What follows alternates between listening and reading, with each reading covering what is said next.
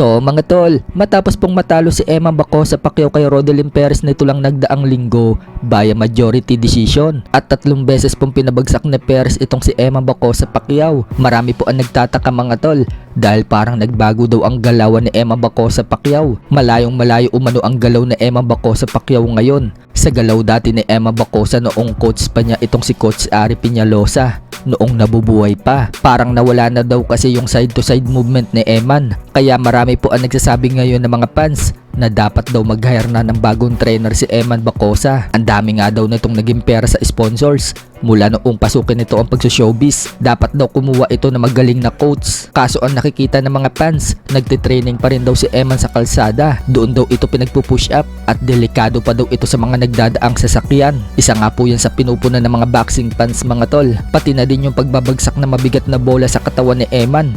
Pinupuna din ng mga fans. Baka daw mabalian pa ng ribs si Eman sa sobrang lakas daw ng bagsak ng bola sa katawan nito. Maging po yung pagtalo ni Emma Bacosa sa gulong, pinupuna din po ng mga fans. At may kumakalat pa nga po noong post noong January na dislocate daw ang buto ni Emma Bacosa Pacquiao sa paa. Imbis daw sa doktor dinala si Eman, sa manghihilot daw ito dinala. So ilan po yan sa mga napapansin ng mga fans. Kaya suggest ngayon ng mga boxing fans, dapat daw bumalik na lang si Eman sa dating nagtitrain sa kanya na si Coach Nonoy Neri. Nabasa pa nga po natin mga tol na may nagsuggest ng isang fan, sa MP Boxing Gym Davao na lang daw dapat mag-training si Eman. Gagaling pa daw yan kapag nahawakan daw ni Coach Nonoy Neri. Pero sumagot nga po dyan mga tol ang MP Boxing Gym Davao page na pagmamay-ari ni Nonoy Neri. Sinabi niya na may sarili daw training camp sila Emma Bacosa. At sinabi pa nga po dyan mga tol na baka wala daw sa kondisyon si Eman. Samantala, coach at kapatid ni Pete Laurente na si Coach Chris Sander gustong tulungan si Emma Bacosa Pacquiao. Gusto nga po niyang i-train si Eman. Ito nga po yung post ni Laurente mga tol.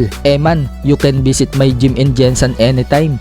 Maybe we can help you. Sa ibang banda naman mga tol, General Casimero pumalo sa isang machine at umiskor nga po dyan si Casimero ng 465 kg. Sa caption, sinabi ni Casimero, wasak daw sa isang palo lang.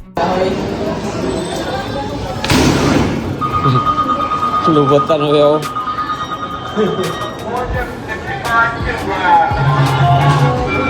Salay! Sa isang video naman mga tol habang may ka-chess si Casimero, sumurrender po yung kalaban niya sa chess. Sinabihan kasi ni Casimero mga tol na kapag natalo daw siya sa chess, may rematch daw sila. Pero hindi na daw sa chess, kundi sa boxing na daw. Kaya nagpatalo na lang po ang kalaban ni Casimero at sinabing panalo na daw si Casimero. Ayaw daw kasi niya mabugbog. Oh, ang gagawin mo, patalo ka na lang dyan. Oh, para walang rematch. Ganun kasi, oh, ganun sa... Oh. May manalo na ako. Oh, manalo na. Oh,